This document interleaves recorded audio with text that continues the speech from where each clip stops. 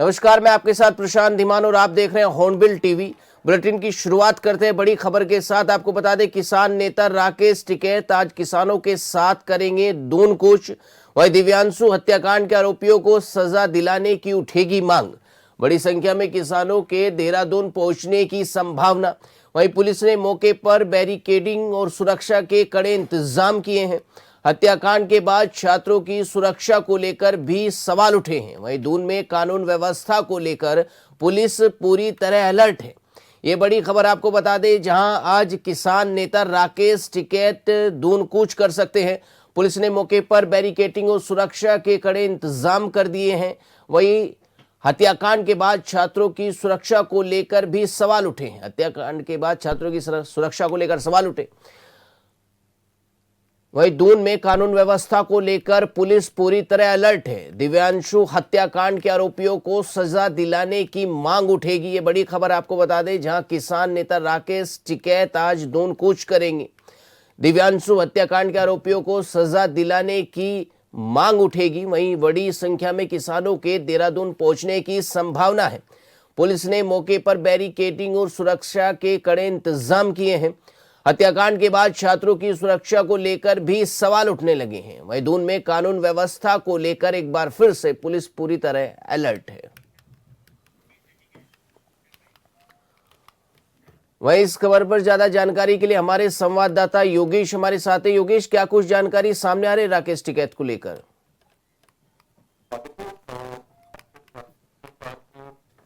देहरादून के लिए कूच करने आ रहे हैं और ऐसे में दिव्यांशु हत्याकांड के आरोपियों को सजा दिलाने की मांग उठ रही है। बड़ी संख्या में किसानों के देहरादून पहुंचने की संभावनाएं जो है वो कहीं ना कहीं प्रशासन ने जताई है और ऐसे में इसको लेकर की सुरक्षा व्यवस्था को लेकर पूरी तरह से पुलिस अलर्ट पे नजर आ रही है। 11 बजे का समय है जब कहा जा रहा है कि आसारोड़ी के करीब जो है पहुंचेंगे। हालांकि ये देखना होगा कि किस समय तक वो पहुंचते हैं। पुलिस के ने मौके पर बैरिकेडिंग और सुरक्षा के कड़े इंतजाम जो है वो किए हुए हैं। प्रशासन वही ज्ञापन लेने की तैयारी में है और हत्याकांड के बाद जो है छात्रों की सुरक्षा को लेकर जो सवाल उठ रहे हैं उसको लेकर भी ज्ञापन वहां पर सौंपा जा सकता है। तो निश्चित तौर पर जिस तरह से युवक की पीट कर हत्या हुई है उस मामले में जो है कहीं ना कहीं राकेश टिकैत जो किसान नेता है वो भी इन्वॉल्व नजर आ रहे हैं। वो आज देहरादून कूच करते हुए यहाँ की कानून व्यवस्था को लेकर एक बड़ा सवाल कहीं ना कहीं खड़ा करेंगे और निश्चित तौर पर जो है मांग करेंगे कि छात्रों की सुरक्षा व्यवस्था के लिए जो है कहीं ना कहीं कदम उठाया जाए। हालांकि पुलिस अगर हम बात करें तो उसके लिए प्रशासनिक तौर पर सभी तरह तैयारी की गई है। अलर्ट पर पुलिस है और उसके साथ साथ है नई एसओपी भी जारी की गई है और छात्रों की सुरक्षा के साथ साथ वहां पर हुड़दंग ना हो, किसी प्रकार की कोई ऐसी समस्या नहीं, उसके लिए एसओपी जारी की गई है। पूरी तरह से पुलिस जो है ऑपरेशन प्रहार के चलाकर रात भर मॉनिटरिंग कर रही है। लेकिन उसके बावजूद भी जिस तरह से किसान नेता पहुंच रहे हैं तो निश्चित तौर पर उनका क्या ज्ञापन है, क्या उनकी मांग है, उसके लिए पुलिस प्रशासन वहां बैरिकेडिंग लगाकर कोशिश करेगा कि वहां पर उनका ज्ञापन दिया जाए। योगेश, पहले ब्रिगेडियर हत्याकांड को लेकर सरकार घिरी कानून व्यवस्था के मामले में, क्या अब राकेश टिकैत की भी यही तैयारी है कि उत्तराखंड सरकार को कानून व्यवस्था पर घेरा जाए? नहीं, देखिए बिल्कुल किसान नेता राकेश टिकैत देहरादून जब पहुंचेंगे तो वो अपनी मांगों को लेकर वहां पर जो है बातें भी रखेंगे। उसके साथ साथ जिस तरह से उनका कूच है तो निश्चित तौर पर सुरक्षा व्यवस्था से लेकर बैरिकेडिंग, उनको रोकना, ये तमाम जो तैयारी है वो रहेंगी। और जिस तरह से कानून व्यवस्था पर सवाल उठे हैं निश्चित तौर पर वो भी उनको घेरने का प्रयास करेंगे सरकार को।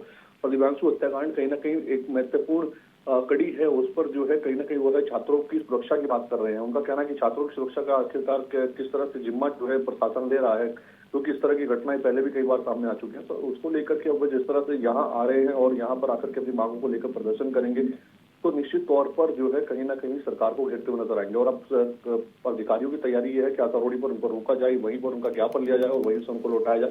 तब देखना होगा पुलिस कितना कितना सक्षमता के साथ जो है वहां पर उनका रोकने का प्रयास करती है और जो किसान नेता राकेश टिकैत है वो आगे बढ़ पाते या वहीं से जो है अपना ज्ञापन सौंप कर वापस लौटते हैं। योगेश, बहुत बहुत धन्यवाद आपका इस खबर पर जानकारी देने के लिए। तो आपने योगेश को सुना कि किस तरीके से आज किसान नेता राकेश टिकैत दून पहुंचेंगे और दिव्यांशु हत्याकांड में सरकार को घेरने की लगातार कोशिश करेंगे। बढ़ते अगली खबर की ओर। उत्तराखंड विधानसभा चुनाव से ठीक पहले कांग्रेस के अंदर अंतर्कलह गहरा गई है। हाल ही में हरक सिंह रावत की ओर से दिए गए एक बयान पर तीखी प्रतिक्रिया देते हुए हरीश रावत ने समर्थकों ने मोर्चा खोल दिया है। समर्थकों का कहना है कि हरक सिंह वही व्यक्ति हैं जिन्होंने 2016 में कांग्रेस सरकार को अस्थिर करने का महापाप किया था। उन्होंने हाईकमान को चेतावनी दी है कि जो एक बार धोखा दे सकता है वो दोबारा भी दे सकता है। वहीं हरीश रावत के सम्मान में समर्थकों ने सामूहिक इस्तीफे की पेशकश कर दी है। वहीं इसी बयान पर प्रदेश प्रवक्ता शिषपाल सिंह बिष्ट ने स्थिति को संभालने की कोशिश करते हुए कहा कि अभी चुनाव का समय है और सभी को साथ मिलकर लड़ने के बारे में सोचना चाहिए।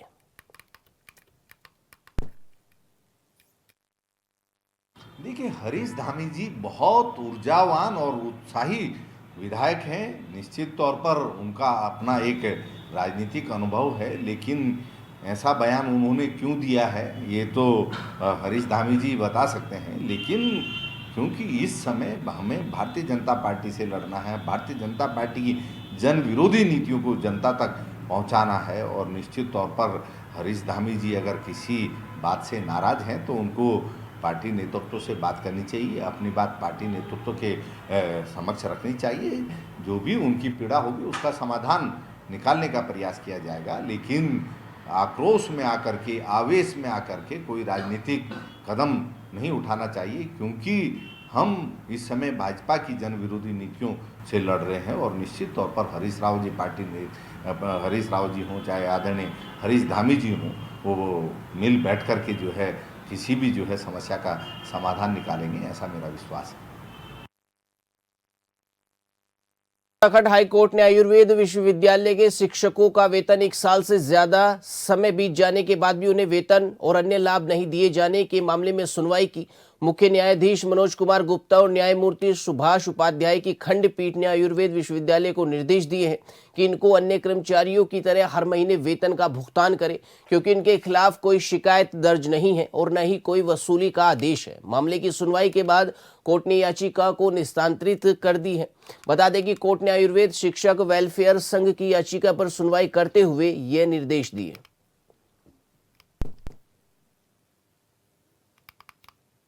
यह मसला उत्तराखंड आयुर्वेद विश्वविद्यालय से संबंधित है।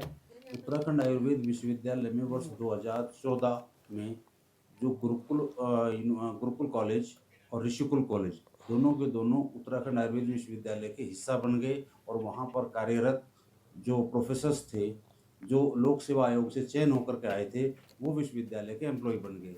विश्वविद्यालय के एम्प्लॉय बनने के बाद पिछले वर्ष फरवरी 2000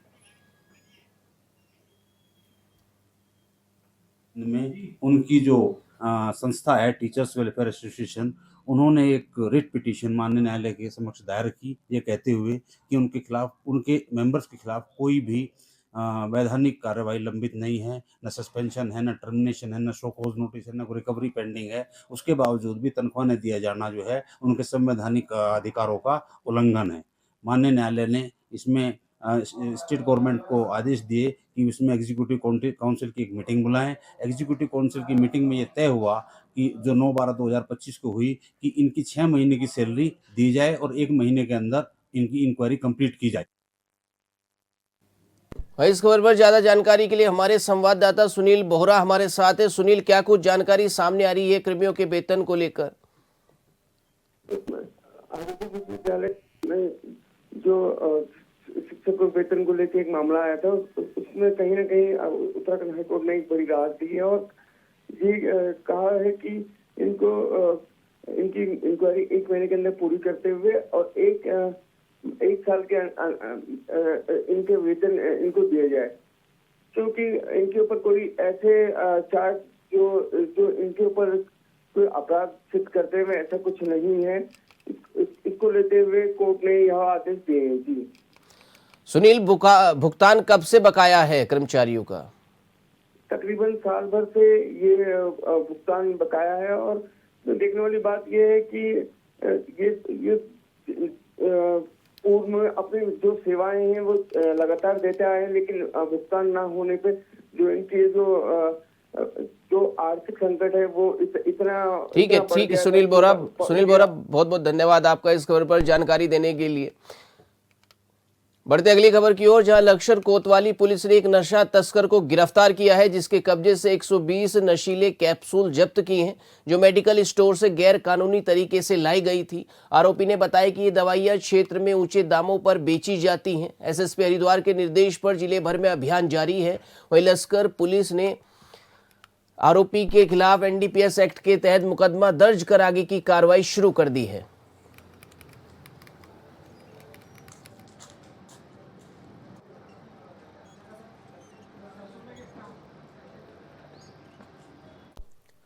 खबर लक्सर से है, जहां निरंजनपुर सहकारी समिति के कर्मचारियों ने चेयरमैन पर 6 माह का वेतन रोकने का आरोप लगाते हुए अपनी नाराजगी जाहिर की।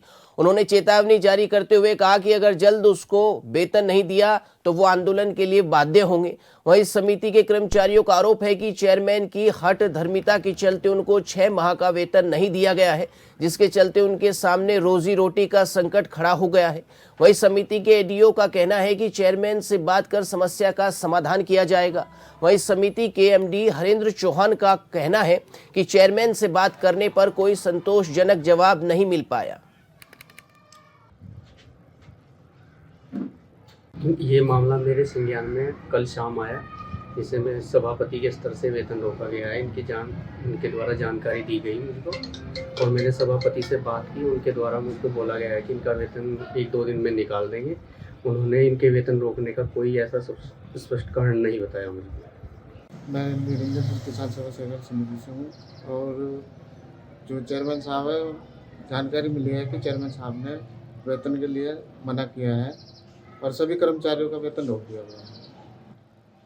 कितने माह का रोक रखा है? ये 6 माह का रोक रखा है। क्या इससे पहले आपने चेयरमैन साहब से बात किया? नहीं, मैंने की नहीं थी, इस बारे में बात नहीं की। पूर्व में समिति कर्मचारियों के वेतन के लिए बात की गई थी, तो रिकवरी कम होने के कारण वेतन नहीं निकाला गया था। वित्तीय वर्ष की खत्म होने पर वेतन मतलब रिकवरी अच्छी हो गई थी, तो वेतन के चेक प्रेषित किए गए थे सभापति महोदय के पास।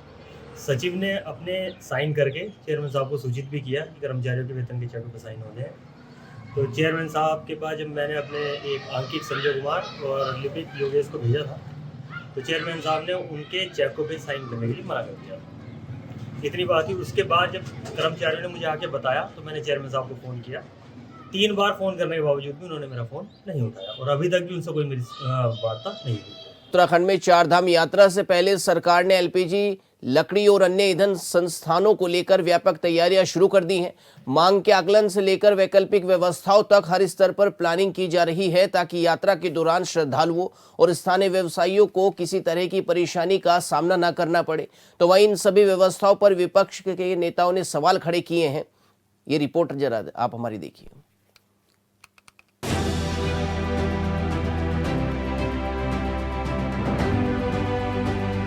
आगामी 4 धाम यात्रा को लेकर उत्तराखंड सरकार पूरी तरह सतर्क नजर आ रही है।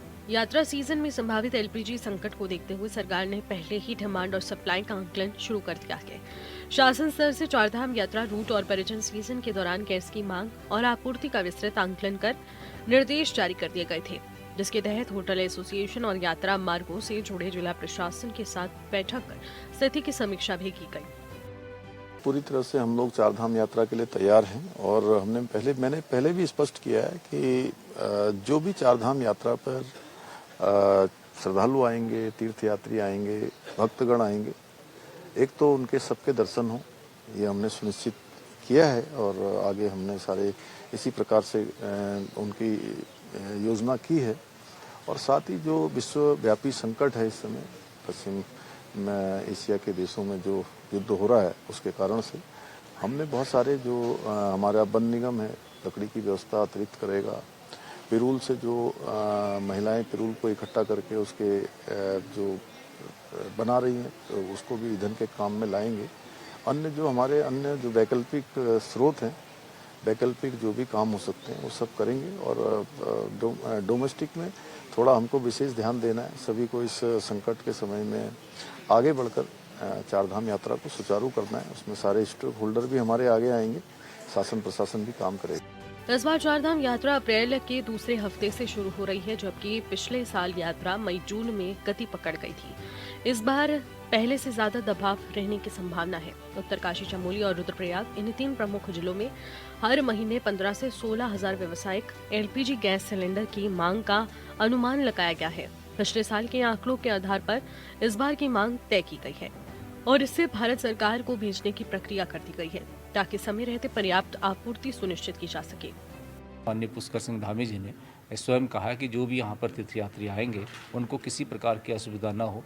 पिछली बार भी उत्तराखंड में जो है बहुत बड़ी संख्या में यहाँ पर श्रद्धालु आए हैं। इस बार अनुमान है कि उससे भी अधिक संख्या में हमारे यहाँ पर आएंगे।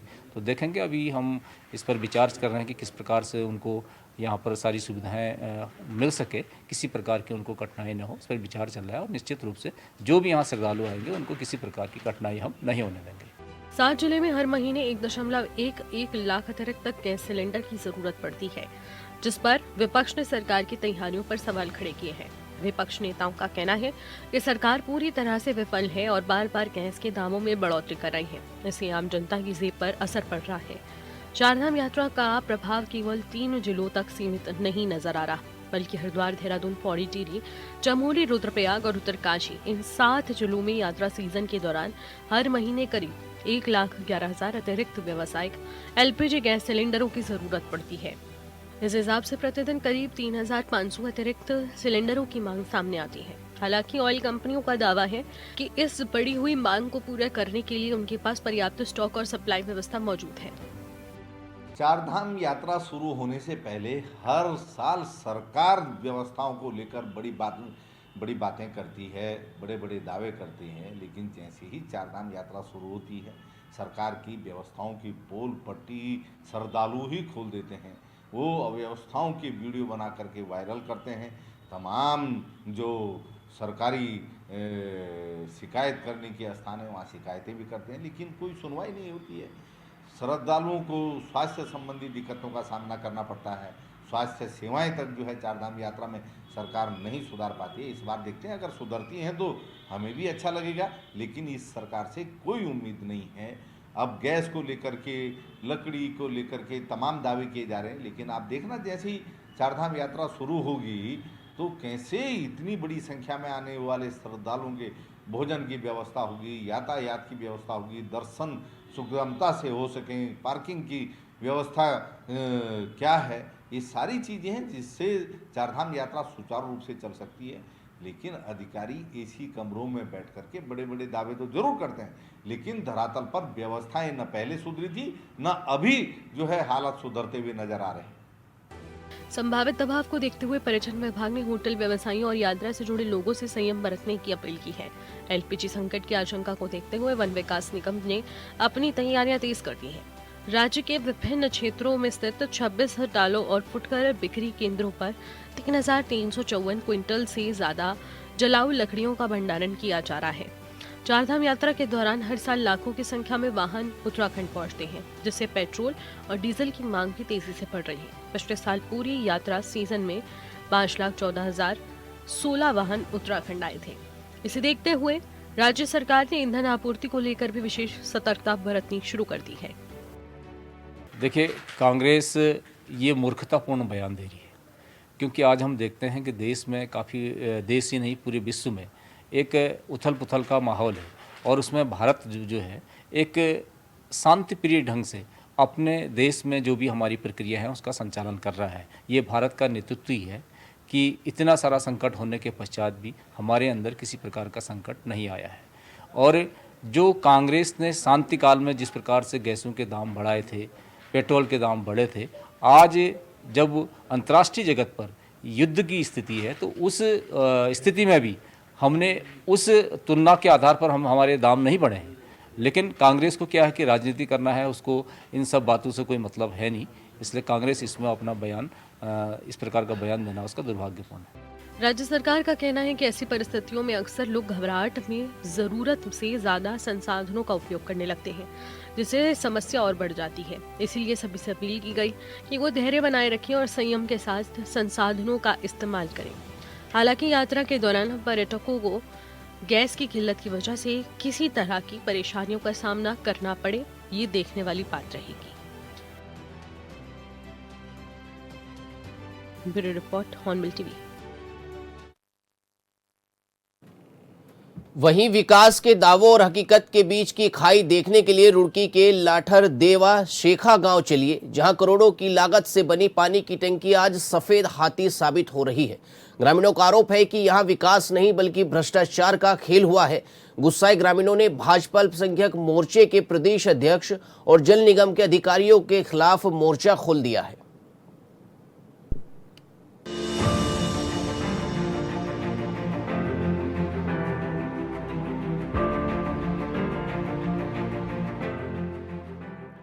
हरिद्वार के रुड़की में लाठर देवा शेख गांव में ग्रामीणों ने पानी की समस्या को लेकर जोरदार प्रदर्शन किया।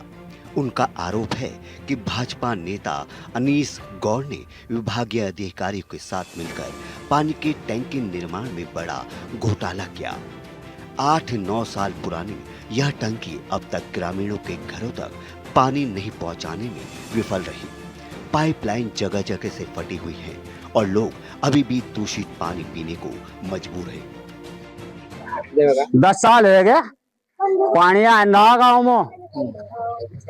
हाँ जी, जब तक टंकी लगी जब तक पानी आया ना बस जी। साहब कह रहे कि 6 महीने पहले बंद हुई थी जी। ना गलत बात है, झूठ बोल रहे।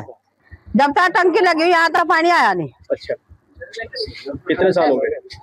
ये लोग की लगी हुई है, कई साल हो गए, 10 साल हो गए होंगे। हाँ, जय साहब तो कह रहे कि 6 महीने पहले बंद हुई है। नहीं यहाँ नहीं आया है, तो जाने लगे पड़े 10 साल। तो आज टंकी वहाँ से चालू कर दी गई, पानी चालू कर दिया गया। आपके गांव में घरों में पानी नहीं आया अभी? हमारे गांव में लाठर देवा शेख में टंकी का पानी घर तक नहीं पहुंचा। ठीक है जी, और अधिकारी आते हैं और हमसे भी नहीं मिलते हैं और अधिकारी चले जाते हैं बिना बताए। अब बताओ, हमारे घर तक पानी नहीं पहुंचा। इस बारे में रुड़की में गई और रुड़की में मैंने दरखास्त दी, तब भी कोई यहाँ पे उपाय नहीं हुआ पानी की टंकी का। अधिकारी हमारे तक नहीं पहुंचे, ना हमें पता इस चीज के बारे में। हमारे अधिकारियों ने कोई जाँच की। ग्रामीणों के अनुसार टैंकी निर्माण में घटिया क्वालिटी के पाइप इस्तेमाल किए गए, लिहाजा जैसे ही टैंकी चालू होती है पाइपलाइन से पानी लीक हो जाता है। मीडिया में मामला उठने के बाद जल निगम के अधिकारी गांव पहुंचे और टैंकी चालू की, लेकिन घरों तक पानी पहुंचाया गया या नहीं, इस पर ध्यान नहीं दिया। पानी नहीं आया टंकी में। हाँ जी, और अगर पानी भी आया तो पहले आया भी तो कीड़े आते थे पानी में, फिर वो बिल्कुल बंद हो गया पानी आना भी। बिल्कुल 5-6 साल हो गए, बिल्कुल ही बंद ही हो गया बिल्कुल भी। और वहाँ पर अगर चालू टंकी की भी होगी तो वो पानी घर तक नहीं पहुंचा। हमारे अधिकारी यहाँ पे आए, कहा मतलब अधिकारी को देखा, हमारे घर पर आते हैं अधिकारी। अगर हमारे घर पर आते हैं अधिकारी तो हम तभी तो वापस देते हो ना। टंकी चालू टंकी बात तो हम बुलाते तो कम से कम गाँव पहुँचते कि हाँ अधिकारी आए वहाँ पे पहुँच। कोई टंकी नहीं है, कोई टंकी तो है लेकिन उसमें पानी नहीं है। 10 साल हो गए बनी थी। पूरे नल देख सकते हो आप, चेक कर सकते हो, झूठ बात है। और खाना पूर्ति जो करना होगा हमें तो मालूम नहीं है, किसी बंदे को पूछ लो यहाँ। हाँ, तो टंकी का पानी तो चालू कर दिया? कहाँ पे कर दिया?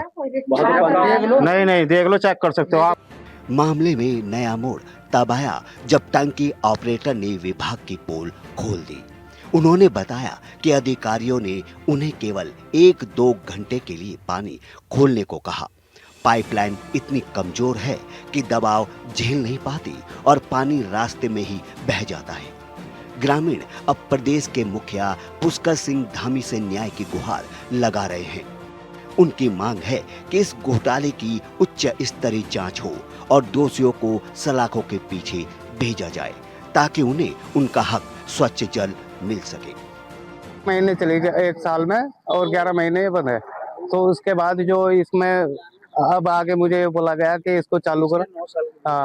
पीछे जो 9 साल है वो तो ठपी है, मुकम्मल तैयार नहीं है। इसकी जो पाइपलाइन है वो कमजोर है, जगह जगह इसकी लीकेज है। फिलहाल खबरों में इतना ही। आप बने रहिए हॉर्नबिल टीवी के साथ। नमस्कार।